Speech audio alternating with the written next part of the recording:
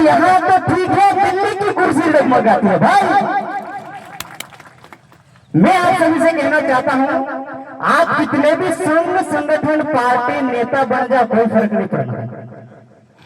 आप सरपंच बन जाओ, आप विधायक बन जाओ, आप सांसद बन जाओ, कोई फर्क नहीं पड़ना है। सीएम बन जाओ तो भी फर्क नहीं पड़ना है। दिल्ली का सीएम केजरीवाल खुद की पुलिस ने उठा के जेल में डाल दिया भाई। कुछ हो पाया क्या? कुछ नहीं होता है। इन लोगों को डर लगता है तो वैचारिक लोगों से डर लगता है, सिस्टम से टकराने वालों से डर लगता है। आप लोग समझ रहे हो बात नहीं है भाई। किसी को नेता बनने की आवश्यकता नहीं, फॉर्च्यूनर स्कॉर्पियो चाहिए, नेता मत बनो भाई। अरे आप लोगों ने एक चीज सुनी होगी, जय जोहार का नारा है, भारत देश हमारा है। धरातल पे ऐसा है क्या? किसी के पास प्रमाण है क्या? वो जो 2011 का जो सुप्रीम कोर्ट का जजमेंट आया, ईमानदारी से हाथ ऊपर करके बताना कितने लोगों ने पढ़ा है? ईमानदारी से हाथ ऊपर करके बता, किसने पढ़ा है? यही तो दिक्कत है, सबसे बड़ी दिक्कत यही पे है। वो फॉर्च्यूनर स्कॉर्पियो और गाड़ियां लेने के लिए आज 21-22 साल की उम्र के हैं, 2 फोर व्हीलर में चेंज कर चुका, और वो भी कैसे? दादा के बताए ज्ञान के बलबूते पे, सीधी गली जो है खुली किताबें जैसे जो रियलिटी है वैसे। इसमें क्या है? आप लोगों ने विकास दादा को बहुत सुना, सबने सुना। मेरे साथ में रहने वाले विकास दादा से बहुत अच्छा वर्क कर रहे हैं, सभी लोग बहुत अच्छा वर्क कर रहे हैं। एक लाइन बोली थी, वो भी गाने में रिकॉर्ड करी हुई है कि 1 मिनट 30 सेकंड समाप्त हो गया। 1 मिनट में 1 सेकंड रुकने अधिकार नहीं, रिपब्लिक बेरर हो। इसका मतलब क्या? किसी ने पढ़ा क्या? बेरर कौन है? रिपब्लिक कौन है? कहां लिखा हुआ है कि 1 मिनट 30 सेकंड समाप्त हो गया? अगर ये चीज आप लोगों ने पकड़ ली होती तो आज आप लोग यहाँ इकट्ठा होने की आवश्यकता नहीं रखती। समझ रहे बात को? मैंने दादा को अभी 2-4 दिन पहले कुछ वर्क किया था, हमने अंडरग्राउंड होने के बोलते नहीं ज्यादा। दादा को एसडीएम का मैंने ऑर्डर दिखाया था। पॉसिबिलिटीज है, एवरीथिंग इज पॉसिबल। समझो बात को? 2 तरीके की अपने यहाँ पे प्रजा है, तो बहुत सारी भीड़ वाले भी है, और एक कुछ लोग ही है जो ऐसे हमारे जैसे धोती और ऊपर पगड़ी बांध के जाते हैं कहाँ? कोर्ट के अंदर। तो कुछ लोग हमारे समाज में ऐसे भी हैं जो बड़े बड़े कॉरिडोर में ऐसी धोती और पगड़ी बांध कर सीधे फिर करके भगा देते हैं। और एक वो लोग हैं जो खुद के नाम पे जमीन होने के बावजूद भी कुछ नहीं कर पाते। कहाँ दिक्कत है? कभी आप लोगों ने सोचा क्या? अरे आदिवासी ओनर है, इस मालिक इस धरती का धनी है, तो कहाँ लिखा हुआ है? किसी के पास है क्या? एविडेंस है क्या? प्रमाण है क्या?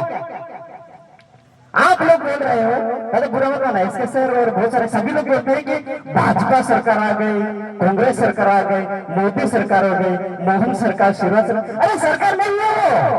अगर सरकार है तो खुला चैलेंज है, हुकूमत के सत्ता पावर के दस्तावेज प्रमाण कोर्ट के अंदर रजू करें।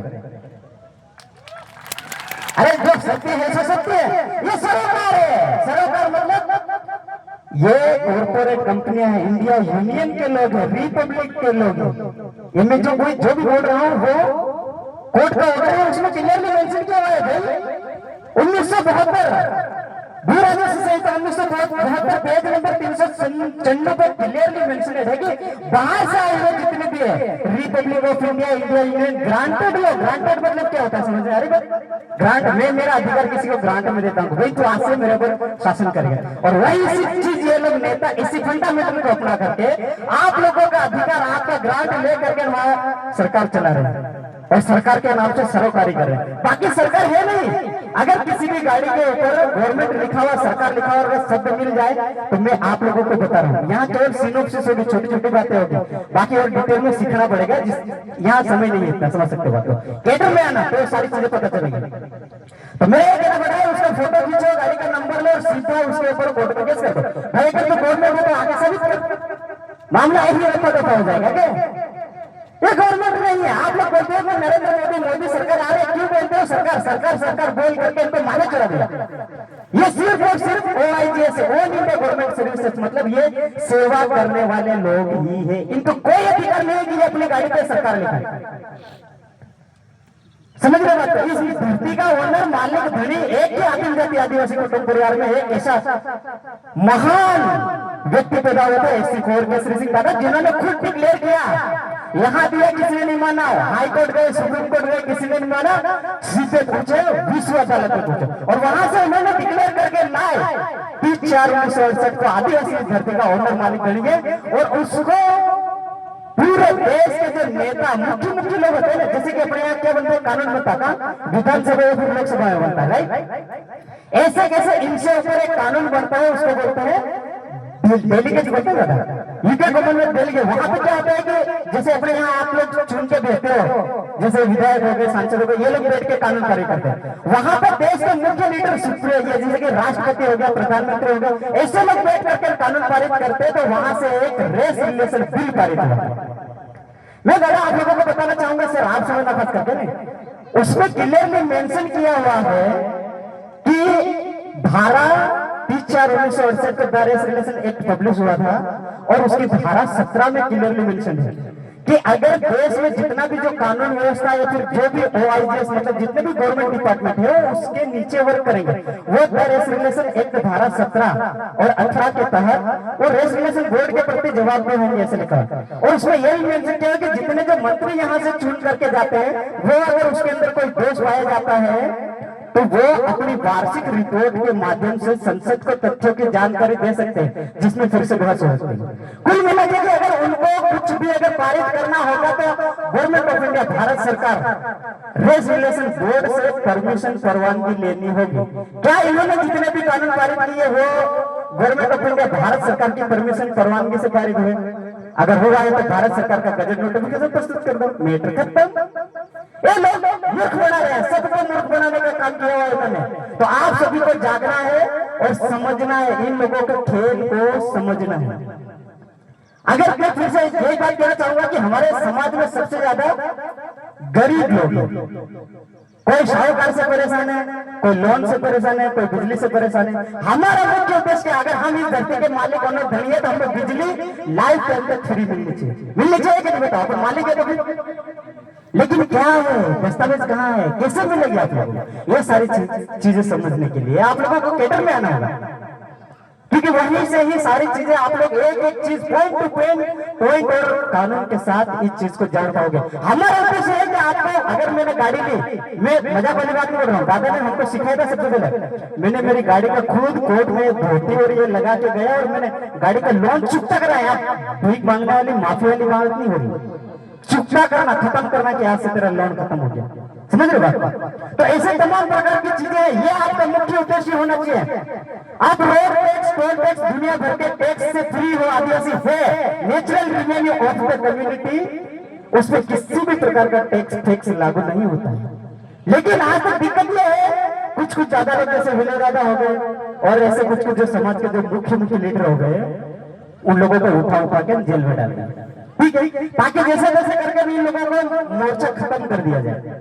समझ रहे बात? तो ये बहुत बड़ा षड्यंत्र है इन लोगों का। और दूसरी चीज मैं ये कह रहा हूँ कि ये जितने भी ऑन इंडिया गवर्नमेंट सर्विसेज के लोग हैं, हालांकि इधर पुलिस वाले अंकल जी भी बैठे हैं, ध्यान से सुनेगा, सभी लोग ध्यान से सुनेगा। जो भी गवर्नमेंट कर्मचारी है उनको सैलरी कैसे मिलती है, बजट कैसे पारित होता है? जब माता और पिता मिल के हमारे खेत में हल चलाते हैं तो वहां से पटवारी हर साल में 1-2 साल में पता नहीं कब तक आता है, और टाका पटवारी, आना अनवारी, फिर पिकवारी लेके ले जाता है। वो ले जाके तहसीलदार, तलाटी और यहाँ क्या बोलते पता नहीं, उसको लेकर वो क्या निकाला, तुलवारी निकाला, तुलवारी, टकावरी, अनावरी। उसके बाद वो ले जाके कलेक्टर को देगा। कलेक्टर मतलब कलेक्ट करने वाला, इकट्ठा करने वाला, पूरे मतलब जो जिले का राजस्व इकट्ठा करके कलेक्ट करके, और वो वहां से बजट वो निकलता है working capital balance, property credit balance, और वो बना करके देता है केंद्र को। तब जाके केंद्र के लोग बना के देते हैं आरबीआई को, और आरबीआई तब जाकर के रुपये छापती है नोट, और तब जाकर के इनको सैलरी मिलती है। आज हमारे दादा ने एक बार बताया था कि इनसे आरटीओ लगा के पूछना, तो हमारे जो दादा है उन्होंने लगा के पूछा था कि भाई मेरे जो खेत में तुमने कितना प्रॉपर्टी क्रेडिट गिराया है, ग्रांट कितना गिरा है, कितने पैसे छापे। कलेक्टर से जब पूछा तो कलेक्टर ने पहले बोले ऐसा कुछ नहीं था, कैसे हो गया भाई, ऐसा कुछ नहीं था। फिर जब हमने आरटीआई जैसे जैसे एक्सेप्ट करवा दी और जब उसके ऊपर केस किया तब जाके उसने बताया कि तुम्हारा इतना पैसा शिक्षा में नहीं हुआ, इतना पुलिस में खर्च हुआ तुम्हारी सुरक्षा के लिए, इतना देश की सुरक्षा में खर्च हुआ, इतना बिजली में खर्च हुआ और इतना बोले कि तुम्हारे वहां क्या वो लाडली बहना में खर्च हुआ, सारा भाई बेटा दिखा और बचा कुछ जो था वो तुमको लोन के रूप में दे दिया। तो हमारे बैंक से सवाल यह होता है कि भाई तुमने जो हमको पैसा दिया है प्रॉपर्टी क्रेडिट किसकी? पैसा अगर मैं आपको बताऊं ये फोटो किसका है, जोर से बताओ ये फोटो किसका है? और ये इधर वाला बिरसा मुंडा, ये कौन है? विलेजर खराड़ी है? ये विलेजर खराड़ी नहीं है, विलेजर खराड़ी का फोटो है, विलेजर यहाँ है। लेकिन समझने वाली बात यह है कि ये फोटो आया कैसे, ये फोटो आया कैसे? समझ रहे बात को? ऐसे ऐसे जो करेंसी जो आप लोग जो वापर रहे हो, जो पैसा है, सबसे बड़ी वैल्यू है पैसा है, तो ये पैसा आया कैसे, ये बना कैसे, हकीकत कहाँ है? ये चीज अगर आप लोगों ने जान ली तो समझो खेला होगा। समझ लेना बात को, ये बहुत बड़ी इंपॉर्टेंट चीज है और यही सवाल आपको पूछना है। क्योंकि पैसा जो पड़ता है government of India, Bharat government of India मतलब माता और पिता के कुदरती मिलन से बनता है। पूछो जैसे अगर गलत है तो बता दो। हालांकि ये सारी चीजें अपना उसमें और भी देखेंगे, लेकिन ध्यान रखिएगा। और जितने भी जो लोग हैं यहाँ अभी भी, हालांकि हमने कुछ वर्क किया है जिसमें दादा के जेल जाने के बाद हमने भी बहुत कुछ एक्सपीरियंस किया है। हम लोगों को फिर से वर्क करना है न्यूक्लियर पावर प्लांट के ऊपर, कोशिश करना है कि आप लोग सब लोग मिल करके इसको बचा पाओ। अगर यहाँ पे अगर ये न्यूक्लियर पावर प्लांट बनता है, जादूगढ़ झारखंड का न्यूक्लियर पावर प्लांट, वहां पे रहने वाले लोगों को किसी का मुंह टेढ़ा हो गया, किसी का क्या लंबा हो गया, ऐसे ऐसे मतलब पूरे मतलब अलग ही प्रकार के हो गए। समझ रहे बात को? गुप्तांग व्यक्ति जैसे लंबे हो गए, ऐसी खतरनाक चीजें हो गई, तो ये बहुत ज्यादा हानिकारक है अपने लिए। तो आप लोग समझिए ये सबसे बड़ी समस्या है आप लोगों के लिए। अगर बढ़ गया तो यहाँ तक ठीक है, हमारे वहां तक 100 किलोमीटर के दायरे तक, 80-90 किलोमीटर के दायरे तक इसका रेडिएशन फैलेगा। हमारे मेघनगर में कंपनियां उस टाइम से मर गई। अभी आप लोग यकीन नहीं मानो, इतना जहरीला पानी है कि वहां के लोगों को किसी का कान नाक ऐसे खांडे पीछे पैदा होने लग गई। तो ये अपने लोगों को मारने की एक साजिश है। आप लोग समझो बात। कंपनी लगाने वाला मालिक ओनर धनी पता नहीं कहाँ बैठा है, आराम से एसी में बैठ के ऐसी कर रहा है। तो समझने बात को, आप सभी को लड़ना है, किसी भी हालत में इस न्यूक्लियर पावर प्लांट को नहीं रोका तो आप लोगों की जिंदगी खत्म है, या तो फिर खुद मरने के लिए तैयार हो जाओ। क्या फर्क पड़ता है उससे? तो मैं इन्हीं वाणी के साथ मेरी जो वाणी है इसको यहीं पे विराम देता हूँ।